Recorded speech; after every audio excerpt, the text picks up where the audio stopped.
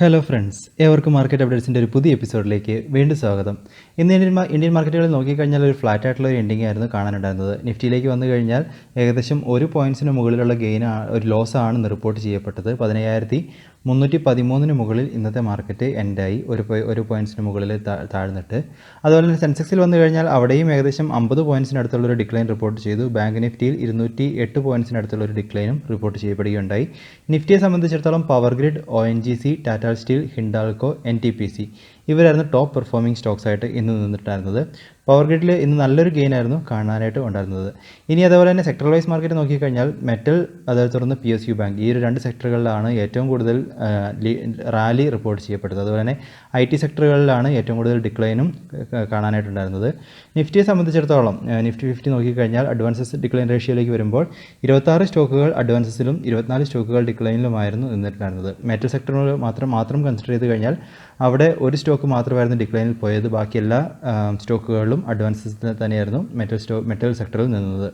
ഇനി നമ്മൾ ഇന്നത്തെ നിഫ്റ്റിയുടെ ഒരു ഡെയിലി ചാർട്ടിലേക്ക് ശ്രദ്ധിച്ചു കഴിഞ്ഞാൽ കഴിഞ്ഞ ദിവസങ്ങളിലേക്ക് ഒരു റാലിക്ക് ശേഷം വീണ്ടും മാർക്കറ്റ് ഒരു പോസ് എടുക്കുന്നതായിട്ടാണ് കാണുന്നത്. ഇന്നത്തെ ഒരു പാറ്റേൺ നോക്കിക്കഴിഞ്ഞാൽ ഒരു സ്പിന്നിങ് ടോപ്പ് പോലത്തെ ഒരു പാറ്റേൺ ഫോർമേഷനാണ്. അതായത് ഒരു ഇൻഡിസിസീവ്നെസ്, വീണ്ടും അടുത്തൊരു ഡയറക്ഷനിലേക്കുള്ളൊരു സൂചനയില്ലായ്മ വീണ്ടും മാർക്കറ്റിൽ കാണുന്നുണ്ട്.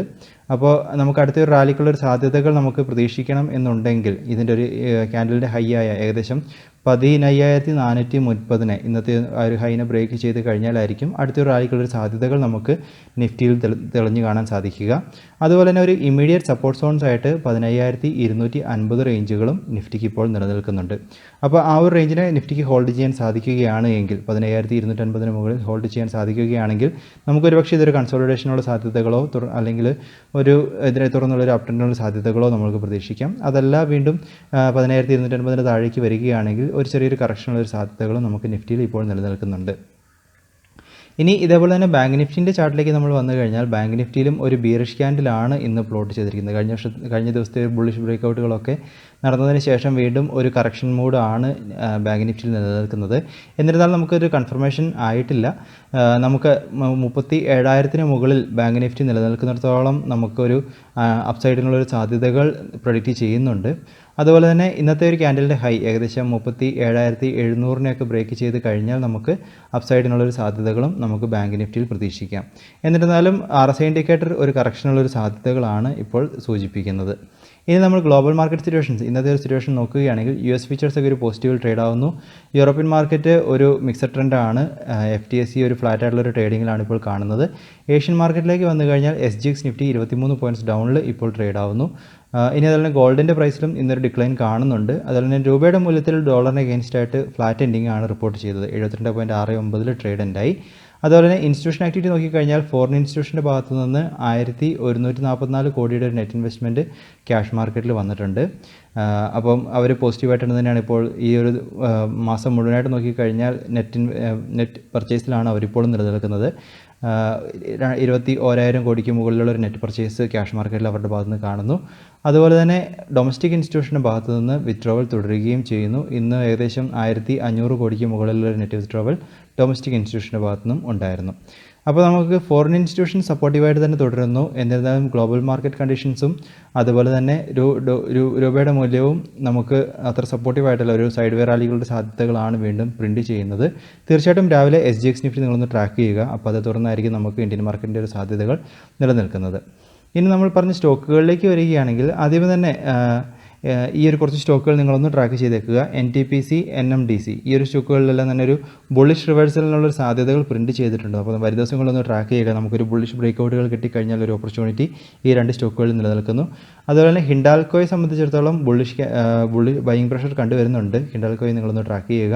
അതുപോലെ തന്നെ പവർഗ്രിഡ് തീർച്ചയായിട്ടും നാളെയും ഒന്ന് ട്രാക്ക് ചെയ്യുക. കാരണം നല്ലൊരു വോളിയത്തിൽ നിലനിൽക്കുന്നുണ്ട്. അതുമാത്രമല്ല ഇന്ന് നിഫ്റ്റിയിൽ ഏറ്റവും കൂടുതൽ ഗെയിൻ കൊടുത്തൊരു സ്റ്റോക്കായിരുന്നു. അതുകൊണ്ട് തന്നെ നാളെ നമുക്ക് ചിലപ്പോൾ ഒരു ട്രേഡിംഗ് പോസിബിലിറ്റി പവർഗ്രിഡിൽ പ്രതീക്ഷിക്കാം.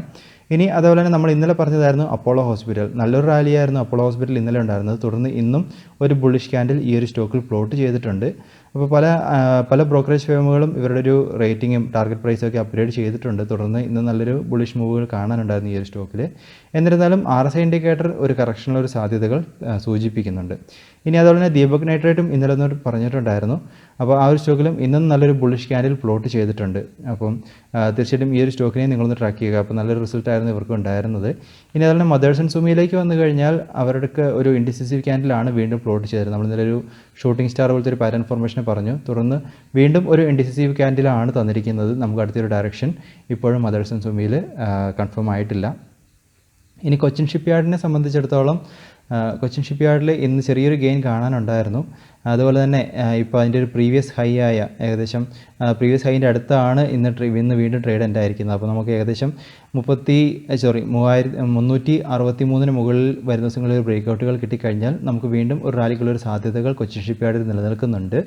അപ്പോൾ അങ്ങനത്തെ ഒരു ബ്രേക്കൗട്ടുകൾ നടന്നു കഴിഞ്ഞാൽ മാത്രം അടുത്ത എൻട്രികൾ എടുക്കുന്ന കാര്യം ശ്രദ്ധിക്കുക. അപ്പോൾ അല്ലാത്ത പക്ഷം നിങ്ങൾ ഹോൾഡിങ്ങിനാണെങ്കിൽ തുടരുക. അപ്പോൾ നമുക്ക് അടുത്തൊരു കൺഫർമേഷൻ, അടുത്തൊരു ട്രെൻഡിൻ്റെ കൺഫർമേഷൻ ആകുന്നത് വരെ നമുക്ക് ഹോൾഡിംഗ് തുടരാവുന്നതാണ് കൊച്ചിൻ ഷിപ്പ്യാർഡിൽ. ഇനി ഹാവൽസിനെ സംബന്ധിച്ചിടത്തോളം ഈ ഒരു സ്റ്റോക്കിലും ഇന്ന് നല്ലൊരു ബുള്ളിഷ് ക്യാൻഡിൽ പ്ലോട്ട് ചെയ്തിട്ടുണ്ട്. അതുമാത്രമല്ല പ്രീവിയസ് ഹൈയിൽ നിന്നുള്ളൊരു ബ്രേക്കൗട്ടുകളും ഈ ഒരു സ്റ്റോക്കിൽ നടന്നിട്ടുണ്ട്. അപ്പോൾ ഈ ഒരു സ്റ്റോക്കിനെയും നിങ്ങളൊന്ന് ട്രാക്ക് ചെയ്യുന്നത് നല്ലതായിരിക്കും. കാരണം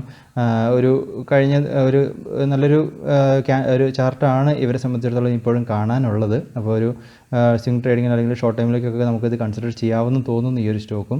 അപ്പോൾ തീർച്ചയായിട്ടും ഈ ഒരു സ്റ്റോക്കിനെയും നിങ്ങൾ ട്രാക്ക് ചെയ്യുന്നില്ല എന്നുണ്ടെങ്കിൽ തീർച്ചയായിട്ടും നിങ്ങൾ വരും ദിവസങ്ങളിൽ ട്രാക്ക് ചെയ്യുന്ന കാര്യം ശ്രദ്ധിക്കുക.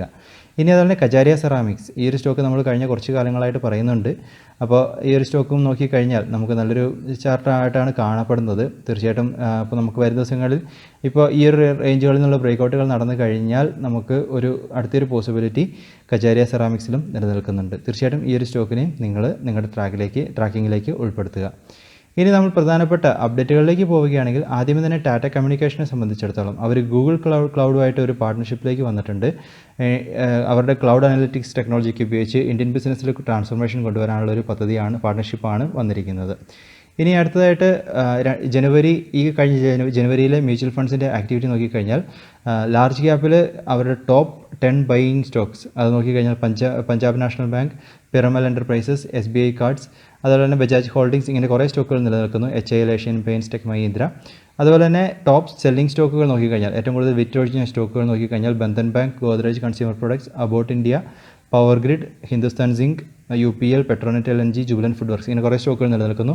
അപ്പം ഈ ഒരു ഡാറ്റ നിങ്ങളുടെ അനാലിസിസിലായിട്ട് കൺസിഡർ ചെയ്യുക. ഇത് മണി കൺട്രോളിൽ കണ്ട ഒരു ഡാറ്റയാണ്. തീർച്ചയായിട്ടും ഈ ഒരു ഡാറ്റയും നിങ്ങളുടെ അനാലിസിസിലേക്ക് എടുക്കുന്ന കാര്യം ശ്രദ്ധിക്കുക.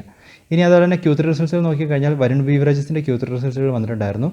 നെറ്റ് സെയിൽസിൽ ഒരു 9% ഗ്രോത്ത് ഉണ്ടായിരുന്നു. അതുപോലെ തന്നെ അവർക്ക് ലോസിൽ കഴിഞ്ഞ ക്വാർട്ടറിലൊക്കെ അവർക്ക് ലോസ് ആയിരുന്നു ഉണ്ടായിരുന്നത്. അപ്പോൾ ആ ലോസിൽ ഒരു കുറവ് വന്നായിട്ട് കാണിച്ചിരിക്കുന്നു.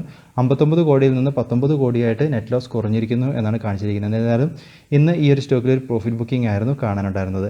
അതുപോലെ തന്നെ നെസ്ലൈൻ്റെ Q3 റിസൾട്ട്സ് വന്നിട്ടുണ്ടായിരുന്നു. നോക്കിക്കഴിഞ്ഞാൽ നെറ്റ് പ്രോഫിറ്റിൽ ഒരു മാർജിനൽ ഗ്രോത്ത് ആണ് റിപ്പോർട്ട് ചെയ്തിരിക്കുന്നത്. 2.25% ഗ്രോത്ത് റിപ്പോർട്ട് ചെയ്തു. 483 കോടിയാണ് നെറ്റ് പ്രോഫിറ്റായിട്ട് കാണിച്ചിരിക്കുന്നത്. റവന്യൂവിലും 9% വർധനവാണ് ഉണ്ടായിരിക്കുന്നത്.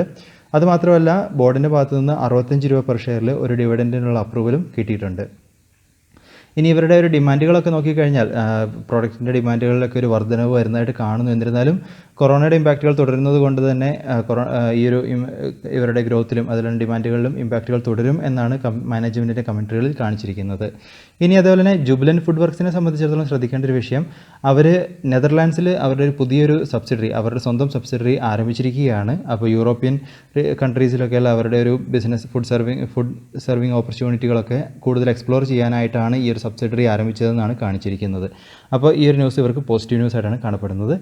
അതുപോലെ തന്നെ ക്രിസിലിൻ്റെ ഭാഗത്തു നിന്ന് വന്ന ഒരു അപ്ഡേറ്റുകൾ നോക്കിക്കഴിഞ്ഞാൽ NBFC കമ്പനികൾ, നോൺ ബാങ്കിങ് കമ്പനികളെ സംബന്ധിച്ചിടത്തോളം അവരുടെ ഈ ഒരു വർഷം, ഈ ഒരു ഫിനാൻഷ്യൽ ഇയറിൽ അവരുടെ NPAയിലൊക്കെ നല്ലൊരു വർധനവിനുള്ള സാധ്യതകൾ വീണ്ടും പ്രൊഡിക്റ്റ് ചെയ്തിരിക്കുകയാണ് ക്രിസിൽ. ഏകദേശം 6% മുതൽ 7.5% വരെ വർധനവായിരിക്കും NPAകളിൽ, അതായത് ബാഡ് ലോണുകളിൽ ഉണ്ടാവുക എന്ന രീതിയിൽ ക്രിസിലൊരു അനാലിസിസൊക്കെ ഇന്ന് പബ്ലിഷ് ചെയ്തിട്ടുണ്ടായിരുന്നു. അപ്പോൾ ഇത് NBFC കമ്പനികൾക്ക് ഒരു നെഗറ്റീവ് ന്യൂസായിട്ടാണ് നിലനിൽക്കുന്നത്. ഇനി അതുപോലെ തന്നെ ഗവൺമെൻറ്റിൻ്റെ ഭാഗത്തു നിന്നും കുറച്ച് പബ്ലിക് സെക്ടർ ബാങ്കുകളെ പ്രൈവറ്റൈസേഷൻ നടത്താനുള്ള സ്വകാര്യവൽക്കരിക്കാനുള്ളൊരു തീരുമാനങ്ങൾ വന്നിട്ടുണ്ട്. അപ്പോൾ അതിൽ അവർ 4 ബാങ്കുകളെ ഷോർട്ട് ലിസ്റ്റ് ചെയ്തു എന്ന രീതിയിലൊരു ആർട്ടിക്കിൾ ഇന്ന് മണി കൺട്രോളിൽ കണ്ടിട്ടുണ്ടായിരുന്നു. അത് ഷോർട്ട് ലിസ്റ്റ് ചെയ്ത ബാങ്കുകൾ നോക്കിക്കഴിഞ്ഞാൽ bank of Maharashtra, bank of India, Indian overseas bank, central bank of India. അപ്പോൾ ഈ 4 ബാങ്കുകളെയാണ് ഷോർട്ട് ലിസ്റ്റ് ചെയ്തിരിക്കുന്നതെന്നാണ് ആർട്ടിക്കിളുകളിൽ കാണിച്ചിരിക്കുന്നത്. ഇനി അതേപോലെ തന്നെ ഇപ്പം പ്രത്യേകിച്ചും ഓട്ടോ സെക്ടർ കമ്പനികളെ സംബന്ധിച്ചിടത്തോളം അവരുടെ പ്രധാനപ്പെട്ട ഉൽപ്പന്നങ്ങളായ അവരുടെ പ്രധാനപ്പെട്ട അസംസ്കൃത വസ്തുക്കളായ സ്റ്റീൽ, അതേപോലെ തന്നെ അലുമിനിയം. അപ്പോൾ ഇതിൻ്റെയൊക്കെ പ്രൈസിലുള്ള വർധനവ് വരുന്നത് കൊണ്ട് തന്നെ അവരുടെ ഓട്ടോമൊബൈൽ വെഹിക്കിൾസിന് അപ്പോൾ അതിൻ്റെ ഒരു പ്രൈസിലൊക്കെ വർധനവ് കൊണ്ടുവരാൻ നിർബന്ധിതരാവും എന്ന രീതിയിലൊരു പ്രൊഡിക്ഷൻസ് കാണുന്നുണ്ട്. അപ്പോൾ അത് അവരുടെ ഒരു കുറച്ച് സെഗ്മെൻറ്റുകളിലെങ്കിലും ലൈക്ക് ഉദാഹരണത്തിന് ട്രക്ക് അങ്ങനെയുള്ള സെഗ്മെൻറ്റുകളിലൊക്കെയെങ്കിലും നല്ല രീതിയിലുള്ളൊരു ഇമ്പാക്റ്റുകൾ വരും എന്ന രീതിയിലാണ് പ്രൊഡിക്ഷൻസൊക്കെ കാണുന്നത്. അപ്പോൾ പ്രധാനമായിട്ടും ഈ ഒരു സ്റ്റീലിൻ്റെയും അലുമിനിയത്തിൻ്റെയൊക്കെ പ്രൈസിലുള്ള വർധനവാണ് ചൂണ്ടിക്കാണിച്ചിരിക്കുന്നത്. അപ്പോൾ അതുകൊണ്ട് തന്നെ ഇപ്പോൾ നോക്കിക്കഴിഞ്ഞാൽ മാരുതിയും അതുപോലെ തന്നെ കുറേ കമ്പനികളൊക്കെ ജനുവരിയിൽ അവരുടെ വിവിധ മോഡലുകളുടെ വിവിധ ബ്രാൻഡുകളുടെ പ്രൈസ് ഇൻക്രീസ് ചെയ്തിട്ടുണ്ടായിരുന്നു. അപ്പോൾ ഇങ്ങനത്തെ ഒരു വർധനവിനുള്ളൊരു സാധ്യതകൾ ഉണ്ടാവും എന്നാണ് കാണിച്ചിരിക്കുന്നത്. അപ്പോൾ ഓട്ടോമൊബൈൽ സെക്ടറിലുള്ള കമ്പനികൾ നിങ്ങൾ ട്രാക്ക് ചെയ്യുന്നുണ്ടെങ്കിൽ ഈ ഒരു ഡാറ്റയും നിങ്ങളുടെ അനാലിസിസിലേക്ക് കൺസിഡർ ചെയ്യുക. ഇനി അടുത്തതായിട്ട് അസ്ട്രാസെനക്കേൻ്റെ വാക്സിനും WHO ഭാഗത്തു നിന്ന്, വേൾഡ് ഹെൽത്ത് ഓർഗനൈസേഷൻ്റെ ഭാഗത്തു നിന്നും എമർജൻസി യൂസേജിനുള്ള ഒരു അപ്രൂവൽ കിട്ടിയിട്ടുണ്ട്. അപ്പോൾ ഇതിനു മുൻപ് നോക്കിക്കഴിഞ്ഞാൽ ഫൈസർ ബയോൺടെക്കിൻ്റെ വാക്സിനാണ് ഇതിനു മുമ്പ് WHO ഭാഗത്തു നിന്ന് അപ്രൂവൽ കിട്ടിയിട്ടുണ്ടായിരുന്നത്. ഇനി അടുത്തായിട്ട് IPOകളിലേക്ക് വന്നു കഴിഞ്ഞാൽ റെയിൽടെലിൻ്റെ IPO സംബന്ധിച്ചിടത്തോളം ഇന്ന് Day 1 ആയിരുന്നു. Day 1 തന്നെ 2.6 മടങ്ങിൻ്റെ സബ്സ്ക്രിപ്ഷനാണ് ഉണ്ടായിരിക്കുന്നത്. അപ്പോൾ നല്ലൊരു റെസ്പോൺസ് ഇവർക്ക് കിട്ടുന്നതായിട്ട് കാണപ്പെടുന്നു. അതുപോലെ തന്നെ ന്യൂറോക്ക IPO സംബന്ധിച്ചിടത്തോളം വീണ്ടും നല്ല റെസ്പോൺസുകൾ Day 2 തുടരുന്നു. 14.8 മടങ്ങിൻ്റെ സബ്സ്ക്രിപ്ഷനാണ് Day 2 ആയി കഴിഞ്ഞപ്പോഴത്തേക്കും ന്യൂറോക്കയുടെ IPOയ്ക്ക് കിട്ടിയിരിക്കുന്നത്. അപ്പോൾ നല്ല രീതിയിലുള്ള റെസ്പോൺസ് ന്യൂറോക്കയ്ക്കും സംഭവിച്ചുകൊണ്ടിരിക്കുന്നു. അതുപോലെ തന്നെ ബ്രൂക്ക്ഫീൽഡിൻ്റെ IPO ഇന്ന് മാർക്കറ്റിൽ ലിസ്റ്റ് ചെയ്യപ്പെട്ടിട്ടുണ്ടായിരുന്നു. ഒരു മാർജിനൽ ആയിട്ടുള്ള ഒരു പ്രീമിയത്തിലാണ് ഇന്ന് ലിസ്റ്റ് ചെയ്യപ്പെട്ടത്. 275 രൂപയായിരുന്നു ഇഷ്യൂ പ്രൈസ് എങ്കിൽ 281 രൂപ 70 പൈസയിലാണ് ഇന്ന് ലിസ്റ്റ് ചെയ്തിട്ടുണ്ടായിരുന്നത്. അപ്പോൾ ഒരു മാർജിനൽ ആയിട്ടുള്ള ഒരു ഗെയിൻ ഈ ഒരു സ്റ്റോക്കിൽ ലിസ്റ്റിംഗ് പ്രൈസിൽ കിട്ടിയിട്ടുണ്ടായിരുന്നു. അപ്പോൾ ഇതൊക്കെയാണ് ഇന്ന് പറയാനുള്ള പ്രധാനപ്പെട്ട അപ്ഡേറ്റുകളായിട്ട് നിലനിൽക്കുന്നത്. തീർച്ചയായിട്ടും ഈ ഒരു ഡാറ്റകളും അതുപോലെ തന്നെ ഈ പറഞ്ഞ സ്റ്റോക്കുകളും നിങ്ങളുടെ ഭാഗത്തുനിന്നുള്ള അനാലിസിസ് ഒക്കെ നടത്തുന്ന കാര്യം ശ്രദ്ധിക്കുക. അതിനെ തുടർന്ന് മാത്രം ഒരു ഡിസിഷനിലേക്ക് പോകുന്ന കാര്യവും ശ്രദ്ധിക്കുക. അപ്പോൾ പുതിയ അപ്ഡേറ്റ്സ് ഒക്കെ ആയിട്ട് നമുക്ക് വീണ്ടും കാണാം. അതുപോലെ this is Tony signing off.